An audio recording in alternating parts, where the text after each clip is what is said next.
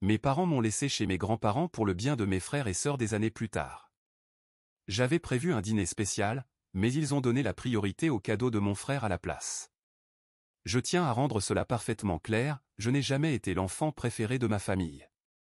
Ce n'est ni une exagération ni une idée fausse que j'aurais inventée. C'est une réalité très authentique et un élément majeur de mon existence. En grandissant, mes parents n'ont jamais caché le fait que la vie de mon frère cadet était plus importante pour eux que la mienne. Pour référence, ma mère est tombée enceinte de mon frère seulement 1 an après ma naissance. Bien que cette grossesse n'ait pas été prévue, mes parents étaient ravis à l'idée d'agrandir leur famille. Cependant, leur joie s'est rapidement transformée en crainte lorsque les médecins ont effectué plusieurs tests et ont révélé que le bébé pouvait avoir de graves problèmes de santé. Ces inquiétudes n'étaient pas anodines, elles étaient suffisamment graves pour que mes parents prennent la douloureuse décision d'interrompre la grossesse. Ils ont finalement décidé de la poursuivre, pleinement conscients des obstacles à venir. Lorsque mon frère Jackson est né, leurs craintes se sont confirmées. Il avait de graves anomalies cardiaques qui nécessitaient un traitement immédiat. Mes parents étaient dévastés. Jackson avait besoin de nombreuses interventions pour survivre et a passé beaucoup de temps à l'hôpital. Sa santé est devenue la priorité absolue de ma famille, et ce changement a eu un impact significatif sur tout, y compris sur la façon dont j'étais traité. Mes parents étaient obsédés par l'inquiétude, l'amour et la culpabilité liés à la santé de Jackson. Bien que je comprenne qu'il traversait une période extrêmement difficile, cela signifiait aussi que j'étais largement mis de côté. Mes parents étaient trop préoccupés par les besoins médicaux de Jackson, alors je suis resté chez mes grands-parents pendant son hospitalisation. Pendant cette période, ils ne me rendaient visite qu'occasionnellement, même à un si jeune âge j'ai essayé de ne pas leur en vouloir. Je reconnaissais que la santé de Jackson passait avant tout et que mes parents faisaient de leur mieux. De plus, j'aimais vraiment mon temps avec mes grands-parents. Ils étaient gentils et attentionnés. Chaque matin, ma grand-mère me préparait le petit déjeuner et nous passions des heures à faire des choses simples à la maison, comme préparer des biscuits ou prendre soin de son jardin. Mon grand-père m'emmenait souvent au parc et me racontait des histoires. Il comblait le vide laissé par l'absence de mes parents, devenant presque comme un second couple de parents pour moi. L'état de Jackson s'est progressivement amélioré, et mes parents ont finalement pu le ramener à la maison. On pourrait penser qu'à ce moment-là, il viendrait me chercher, qu'il voudrait réunir la famille. Mais non, ce ne fut pas le cas. Ma mère, encore accablée par le stress de la convalescence de Jackson et par les efforts nécessaires pour s'occuper d'un enfant malade, a décidé qu'elle n'était pas prête à assumer la responsabilité de 2 enfants. Elle a informé mes grands-parents qu'ils devraient continuer à s'occuper de moi encore un peu. Mon père, absorbé par son travail et préoccupé par les dépenses médicales de Jackson, n'a pas non plus offert beaucoup d'aide. Mes grands-parents, qui aimaient sincèrement m'avoir auprès d'eux, n'ont rien dit lorsque mes parents ont choisi de me laisser avec eux plus longtemps. Ils étaient ravis de me garder auprès d'eux. Bien que j'aie été attristé d'apprendre que je ne rentrerais pas chez moi, je n'étais pas dévasté. J'étais toujours dans un endroit où je me sentais aimé, ce qui me rassurait. Le véritable problème est apparu lorsque les années ont passé et que mes parents n'ont toujours montré aucun désir de me ramener à la maison. Ce qui était censé être un arrangement temporaire est devenu permanent. Je ne pouvais leur rendre visite qu'un week-end sur 2, et encore, ce n'était pas garanti. Mon père était parfois trop occupé par son travail et, d'autres fois, il ne faisait tout simplement aucun effort pour me voir. Mes grands-parents étaient mes principaux tuteurs, tandis que mes parents ressemblaient plus à des visiteurs qu'à de véritables parents. Lorsque j'ai commencé l'école, ce sont mes grands-parents qui ont tout pris en charge. Ils me déposaient le matin, me récupéraient l'après-midi et étaient là du moment où je me réveillais jusqu'à ce qu'ils me bordent le soir. Ils s'assuraient que j'avais mes fournitures scolaires, m'aidaient avec mes devoirs et veillaient à ma santé. En revanche, mes parents ne prenaient jamais de mes nouvelles. Ils ne se souciaient pas de savoir si j'allais à l'école tous les jours ni de mes résultats scolaires. Si j'étais malade, c'étaient mes grands-parents qui s'occupaient de moi. Mes grands-parents semblaient avoir pris en charge toutes les responsabilités de mes parents. Quand ces derniers venaient me rendre visite, ils ne parlaient que de Jackson. Ils racontaient à mes grands-parents à quel point Jackson était incroyable, combien il avait été courageux en se remettant de ses opérations et à quel point il avait progressé. Je ne pense pas que mes parents aient jamais demandé à mes grands-parents comment j'allais, ce qui se passait dans ma vie ou comment je me sentais. J'ai commencé à me sentir totalement invisible. Je ne me souviens d'aucun moment où mes parents et moi avons passé du temps ensemble, juste nous trois. Il n'y avait jamais de moment privilégié ni aucune tentative de réparer notre relation. Tout tournait toujours autour de Jackson. Puis vint le moment que je n'oublierai jamais, l'anniversaire de Jackson. Mes parents lui avaient organisé une grande fête parce qu'il allait mieux. Ils avaient invité tout le monde, amis, famille, voisins. Mes grands-parents m'avaient emmené avec eux. Tout au long de la célébration, je ne pouvais m'empêcher de ressentir une immense jalousie en voyant Jackson si heureux, avec mes parents qui lui prodiguaient une attention constante. Toute la fête était centrée sur lui. Et bien que je comprenne que c'était son jour spécial, je ne pouvais m'empêcher de me sentir complètement exclu. J'étais encore un enfant, et pourtant, mon frère recevait toute l'attention, tout l'amour et toute la tendresse dont j'avais tant besoin. Je ne sais pas quand ni comment, mais l'émotion de voir mes parents entourer mon frère avec tant d'affection a fini par exploser. Avant même de m'en rendre compte, j'avais fondu en larmes devant tout le monde. Je me souviens de la honte que j'ai ressentie à ce moment-là, sachant que tous les invités me voyaient craquer. Mes grands-parents, Dieu les bénisse, m'ont immédiatement conduit dans une pièce et ont essayé de me réconforter, mais la douleur et la jalousie étaient trop fortes. Je crois que certains invités ont remarqué et ont tenté de me consoler, mais rien n'a vraiment pu apaiser ma peine. Ce n'était pas une question de cadeau ou de fête. C'était l'attention et l'amour que je désirais tant. Voir mes parents couvrir Jackson d'affection était tout simplement insupportable pour moi. Après l'anniversaire, mes parents et mes grands-parents ont eu une violente dispute. Apparemment, mes parents étaient embarrassés par ma réaction émotionnelle en public. Ils trouvaient ridicule que j'aie pleuré devant tout le monde et pensaient que mon comportement avait attiré sur eux une attention indésirable. Ce n'était pas seulement qu'ils étaient agacés par moi, mais ma crise avait poussé certaines personnes à s'interroger sur ma situation. Des invités ont commencé à se demander pourquoi je ne vivais pas avec mes parents, pourquoi j'étais élevé par mes grands-parents, et s'ils m'avaient abandonné. Mes parents étaient contrariés par ces interrogations et m'en ont voulu de les avoir mis dans cette situation. À la suite de cette dispute, j'ai pris une décision, je rentrerai vivre chez mes parents. C'était quelque chose que j'avais désiré pendant des années, mais quand cela s'est enfin produit, je n'étais pas aussi heureux que je l'avais espéré. Au contraire, je ressentais une grande appréhension. Les premiers jours à la maison furent extrêmement maladroits.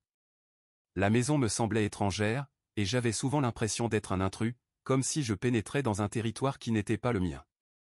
Mes parents avaient structuré toute leur vie autour des besoins et de l'emploi du temps de Jackson. Ils me remarquaient à peine, et lorsqu'ils le faisaient, c'était en coup de vent. J'avais espéré que revenir à la maison les pousserait enfin à me voir, à se soucier de moi autant qu'ils se souciaient de Jackson. Mais il devint rapidement évident que rien n'avait changé. Jackson était toujours le centre de leur univers, tandis que moi, j'étais relégué à la périphérie, ignoré et oublié. J'étais simplement heureux d'avoir ma propre chambre.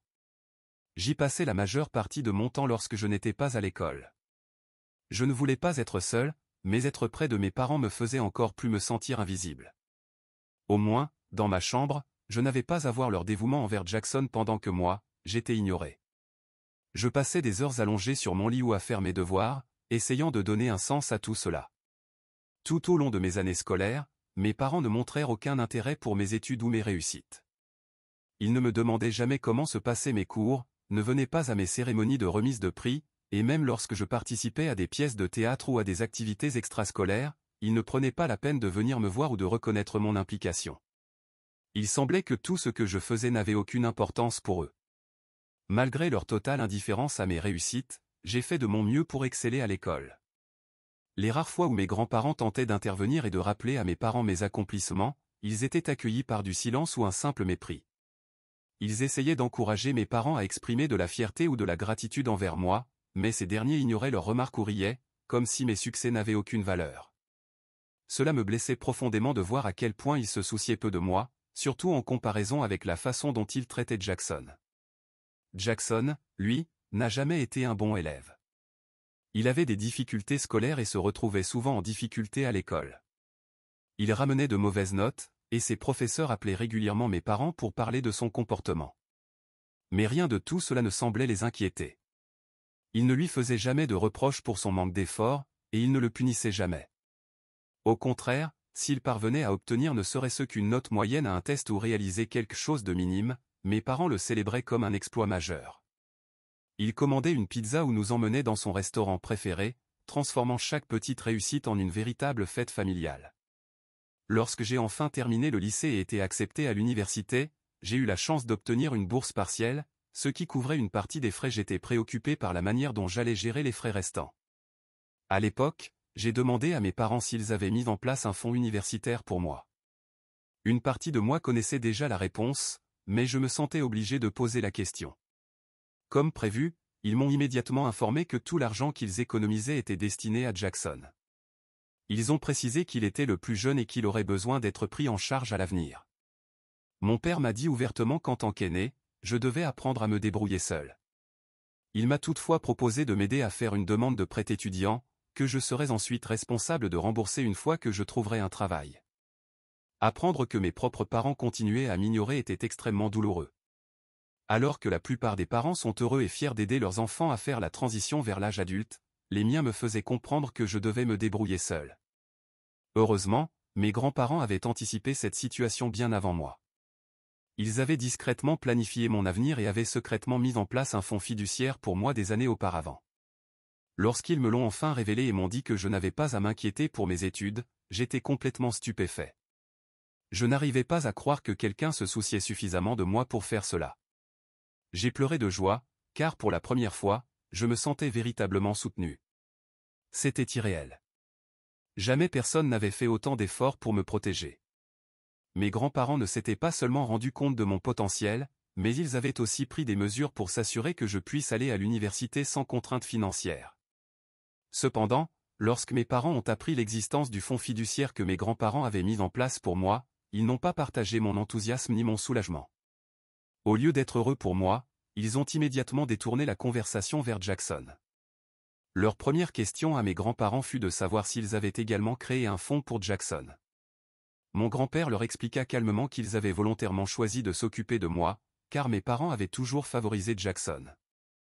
Ils expliquèrent qu'ils avaient observé pendant des années comment j'avais été négligé et qu'ils voulaient me donner une chance équitable de réussir sans être freiné. Naturellement, cela ne plut pas à mes parents. Ils trouvèrent cela injuste et entrèrent rapidement dans une violente dispute avec mes grands-parents sur le fait que les deux petits-enfants auraient dû être traités de manière égale. Ils accusèrent mes grands-parents de favoritisme et exigèrent que Jackson, en tant que plus jeune de la famille, reçoive sa part de l'argent. Ils n'arrivaient pas à croire que mes grands-parents avaient choisi de m'aider parce qu'ils avaient vu à quel point j'avais été négligé pendant toutes ces années. Mes parents semblaient totalement inconscients du fait qu'ils avaient toujours traité Jackson comme le centre de leur univers. Malgré la pression et les accusations, mes grands-parents tinrent bon. Ils refusèrent de céder ou de laisser mes parents manipuler la situation.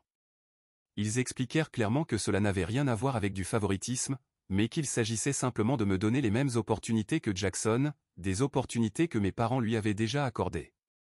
Mes grands-parents avaient pris leur décision par amour et par souci d'équité, sachant que je n'avais jamais reçu la même attention ni le même soutien que Jackson. Après avoir échoué à convaincre mes grands-parents, mes parents concentrèrent leurs efforts sur moi. Ils tentèrent de me persuader de partager une partie du fonds fiduciaire avec eux, affirmant que je devais investir dans l'avenir de Jackson lorsqu'il irait à l'université. Ils me firent passer pour une personne égoïste sous prétexte que je voulais garder l'argent pour moi, alors qu'il ne m'appartenait même pas à l'origine. C'était un cadeau de mes grands-parents.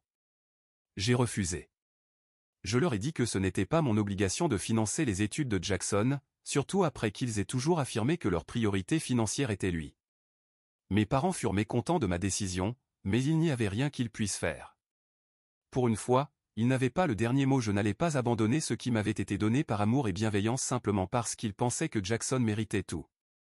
C'était une réalisation déchirante, même dans cette situation, mes parents ne pouvaient pas être heureux pour moi. Mais c'était aussi un moment puissant, car j'ai compris que je devais me défendre, même si cela signifiait aller à l'encontre de mes parents. En conséquence, ma relation avec mes parents s'est considérablement détériorée après mon départ pour l'université. Ils ont pratiquement coupé tout contact avec moi, convaincus que ce que j'avais fait était égoïste envers mon frère. Jackson et moi n'avons jamais été proches. Il se satisfaisait pleinement d'être l'enfant préféré, et avec mon départ, il n'avait plus à rivaliser pour attirer l'attention de nos parents. Il ne m'a jamais contacté ni rendu visite pendant mes années d'université. Bien que cela ne m'ait pas surpris, cela m'a tout de même blessé. Mes grands-parents étaient les seuls à réellement se soucier de moi et à rester présents dans ma vie. Ils étaient mon soutien émotionnel, toujours là pour prendre de mes nouvelles, m'encourager et s'assurer que je ne me sentais pas complètement abandonné. Mais lors de ma 3e année d'université, ma vie a basculé. Mon grand-père est décédé subitement d'une crise cardiaque pendant son sommeil. Sa mort m'a anéanti. Ce fut, sans aucun doute, la période la plus sombre de ma vie. J'ai passé plusieurs jours avec ma grand-mère, et nous avons traversé notre deuil ensemble. C'était une perte dévastatrice pour nous deux. Mon grand-père avait été une figure paternelle pour moi, à tous les égards qui comptaient, et sa disparition a laissé un vide immense dans mon cœur. Durant cette période difficile, quelque chose d'inattendu s'est produit, j'ai créé un lien avec mes parents et Jackson. Le décès de mon grand-père nous a tous bouleversés, et pour la première fois depuis des années, nous nous sommes rapprochés à travers notre chagrin commun. Malgré tous mes différends non résolus avec mes parents, cet événement nous a réunis. Pendant un court instant, il semblait que les barrières entre nous s'étaient effondrées. Mon grand-père avait même laissé une lettre à ma mère. Dans cette lettre, il la suppliait d'arrêter de m'ignorer et de prendre soin de ses deux enfants, pas seulement de Jackson. Il lui rappelait l'importance de la famille et lui faisait comprendre qu'elle ne pouvait plus continuer à privilégier un enfant au détriment de l'autre. Je suppose que quelque chose a changé après cela. Peut-être que, pour la première fois, mes parents ont éprouvé de vrais regrets pour la façon dont ils m'avaient traité. Ils ont lentement commencé à faire des efforts pour renouer avec moi. Ils ont commencé à m'appeler plus régulièrement, à me poser des questions sur mes études et à s'intéresser à ma vie. Ce n'était pas parfait. La douleur du passé ne pouvait pas s'effacer si facilement. Mais c'était déjà un début. J'étais encore en colère contre eux pour toutes ces années où ils m'avaient ignoré et pour leur absence quand j'avais besoin d'eux. Mais en même temps, je voyais qu'ils essayaient, et cela me donnait une lueur d'espoir. Je voulais croire qu'ils pouvaient changer, que peut-être, juste peut-être, ils commençaient à reconnaître leurs erreurs. Lorsque j'ai obtenu mon diplôme universitaire, mes parents ont assisté à la cérémonie. Ils souriaient fièrement en prenant des photos avec moi. C'était étrange de les voir là après toutes ces années où ils n'avaient même pas reconnu mes réussites. Après la cérémonie, mes parents, Jackson, ma grand-mère et moi sommes allés déjeuner pour célébrer l'événement. C'était l'une des rares fois où j'avais l'impression que nous étions une famille, même si ce n'était que pour un court instant. Pour une fois, je n'étais pas invisible à leurs yeux, et ce simple acte de reconnaissance signifiait plus pour moi que je ne pouvais l'exprimer en mots. Cette année, après avoir décroché mon premier vrai emploi bien rémunéré et touché mon premier gros salaire, je voulais faire quelque chose de spécial pour marquer cette étape importante. Je me suis dit, pourquoi ne pas partager ce moment avec ma famille? Je n'avais pas passé beaucoup de temps avec mes parents en grandissant, alors je voulais leur faire une surprise qui ait du sens, une croisière, juste nous trois. Il n'y aurait aucune distraction, aucune obligation, seulement du temps de qualité ensemble pour compenser tout ce que nous avions manqué au fil des années. Au fond de moi, je savais que je cherchais toujours leur attention, même après toutes ces années à me sentir ignoré. Quant à Jackson, je comptais lui offrir quelque chose de beau plus tard pour qu'il ne se sente pas exclu. Je voulais que la croisière soit une surprise pour mes parents, alors au lieu de les prévenir par téléphone, j'ai réservé une table dans un restaurant raffiné et coûteux où nous pourrions dîner et célébrer ensemble. Quand je les ai appelés pour les inviter, ils semblaient ravis, presque enthousiastes à l'idée de venir au restaurant. Ils m'ont promis d'être à l'heure. Mais lorsque je suis arrivé au restaurant à l'heure convenue, mes parents étaient introuvables. Au début, j'ai essayé de leur laisser le bénéfice du doute. Peut-être étaient-ils coincés dans les embouteillages ou avaient-ils juste un peu de retard. Cependant, après 15, puis 20, puis 30 minutes, j'ai commencé à m'inquiéter. Je les ai appelés plusieurs fois, sans réponse. Ce n'est qu'à mon 6e appel que mon père a finalement décroché et m'a répondu d'un ton détendu qu'il terminait quelques courses de dernière minute et qu'ils arriveraient bientôt au restaurant. Agacé mais encore plein d'espoir, je suis resté à table en attendant. Le serveur est venu plusieurs fois pour me demander si mon groupe était arrivé, et à chaque passage, je me sentais de plus en plus humilié. Je ne voulais pas donner l'impression d'avoir été abandonné dans un restaurant chic. Finalement, j'ai commandé mon dîner, car j'avais faim. J'ai fini mon repas seul, fixant les sièges vides en face de moi. Mes appels à mes parents restèrent sans réponse. 1 heure passa. Puis presque 2 heures. Finalement, après ma 15e tentative, mon père décrocha enfin. Il commença à s'excuser, mais j'étais complètement exaspéré à ce stade. J'ai commencé à crier, demandant ce qu'ils avaient fait tout ce temps et pourquoi ils n'avaient pas simplement eu la décence de me prévenir qu'ils ne viendraient pas. « Oh, arrête de te plaindre », répondit-il d'un ton désinvolte. « Je suis désolé du retard, mais ta mère et moi étions retenus au magasin. Nous avons trouvé le cadeau d'anniversaire parfait pour ton frère, mais au moment de payer, nous avons réalisé que ta mère avait oublié sa carte à la maison. Nous avons donc dû faire l'aller-retour pour aller la chercher. Heureusement, le magasin a gardé notre achat de côté et nous avons pu l'acheter à temps. Jackson va être tellement heureux avec ce qu'on lui a pris. » Puis, sans même une once de remords, il ajouta, « Au fait, as-tu déjà acheté quelque chose pour ton frère? Tu te souviens que son anniversaire est dans 2 semaines, n'est-ce pas? » À cet instant, j'ai eu l'impression qu'on m'avait coupé le souffle. Je voulais passer un moment mémorable avec mes parents, célébrer mes réussites et nous rapprocher. Mais une fois de plus, seule l'existence de Jackson comptait pour eux. Ils avaient passé toute la soirée à faire du shopping pour son cadeau d'anniversaire, ignorant complètement le fait que j'étais assis seul au restaurant, à les attendre. Non seulement ils avaient manqué le dîner, mais ils avaient eu l'audace de me demander si j'avais pensé à acheter quelque chose pour Jackson. J'étais furieux, mais j'ai essayé de rester calme en rappelant à mon père qu'ils auraient pu acheter le cadeau de Jackson un autre jour. Ils auraient dû respecter mon temps, d'autant plus que j'avais fait tout mon possible pour organiser cette soirée pour eux. La réponse de mon père n'a fait qu'aggraver la situation. Il a balayé mes préoccupations d'un revers de main, affirmant qu'ils étaient en route et que nous pourrions en discuter une fois qu'ils seraient arrivés. Mais je ne voulais plus rester là. J'étais en colère contre mes parents. J'ai payé l'addition, me suis levé de table et suis parti. Alors que je rentrais chez moi, mon téléphone a commencé à vibrer. Mes parents m'appelaient et laissaient des messages vocaux disant qu'ils étaient arrivés au restaurant mais qu'ils ne me trouvaient pas. Je les ai ignorés, trop en colère et blessé pour envisager de leur parler. Plus tard dans la nuit, ma mère m'a envoyé une série de SMS. Plutôt que de s'excuser ou d'admettre qu'ils avaient fait une erreur, elle m'a attaqué. Elle m'a qualifié d'impoli pour ne pas avoir été présent à leur arrivée, comme si j'avais perdu leur temps. Elle a eu l'audace d'affirmer que c'était exactement pour cette raison qu'ils ne prêtaient pas attention à mes intentions insignifiantes depuis le début. D'après elle, j'étais toujours trop impulsif. Leur priorité était, selon elle, totalement justifiée, et j'étais en tort d'être en colère contre eux. Lire ces messages a ravivé en moi des souvenirs de douleur et de colère. J'avais mis tout mon cœur et toute mon âme dans l'organisation de quelque chose de spectaculaire, et tout ce que j'avais reçu en retour, c'était la même indifférence que j'avais ressentie toute ma vie. Je ne pouvais tout simplement plus supporter leurs paroles cruelles et leur mépris constant pour mes sentiments. Après tout ce que j'avais fait pour rendre ce moment inoubliable, je me sentais encore plus seul qu'avant. Je savais que peu importe ce que je faisais, Jackson passerait toujours en premier, et moi, je resterais une simple pensée secondaire. Sans même prendre la peine de répondre, je l'ai bloqué. Mise à jour numéro 1. La raison pour laquelle j'avais acheté les billets de croisière en premier lieu était que le comportement de mes parents avait radicalement changé après la mort de mon grand-père. J'avais cru qu'ils me reconnaissaient enfin comme un être humain et comme leur enfant. Mais je suppose que je me suis encore une fois trompé. Aujourd'hui, je suis heureux d'avoir enfin ouvert les yeux. À partir de maintenant, j'en ai fini de mendier et de pleurer pour leur attention. Je vais bloquer leur numéro sur mon téléphone. Concernant la mise à jour, il semblerait que mes parents aient informé Jackson de toute la situation. Il m'a appelé cette semaine pour en parler. Selon lui, le comportement de nos parents n'avait rien de répréhensible, et j'aurais dû les respecter suffisamment pour attendre leur arrivée au lieu de partir au dernier moment. Il a ajouté que nos parents étaient très déçus de moi et l'avaient contacté pour se plaindre de mes actes. Il m'a ensuite invité à son anniversaire à venir, afin que je puisse m'excuser auprès de nos parents. J'ai refusé son invitation et lui ai demandé de me laisser tranquille pour l'instant.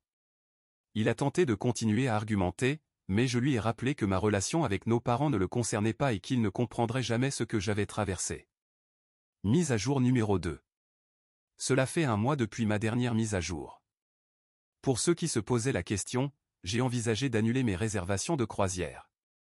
Mais après réflexion, j'ai réalisé que j'y avais consacré une grande partie de mon salaire. J'ai donc décidé d'en faire un meilleur usage.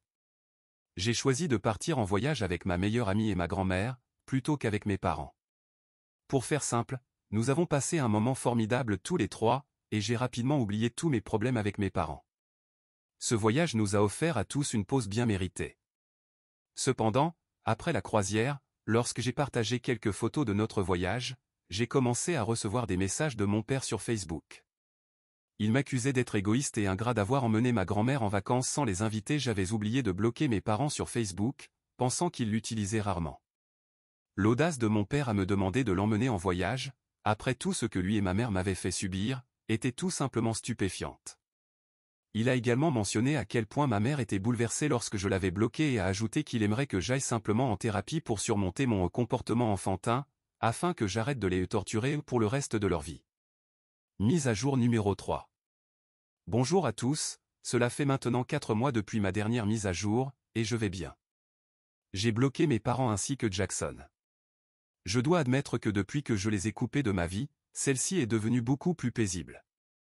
J'ai appris à reconnaître que la famille ne se limite pas toujours à celle dans laquelle on est, mais aussi à celle que l'on choisit. M'entourer d'amis bienveillants et de personnes qui me soutiennent a fait toute la différence.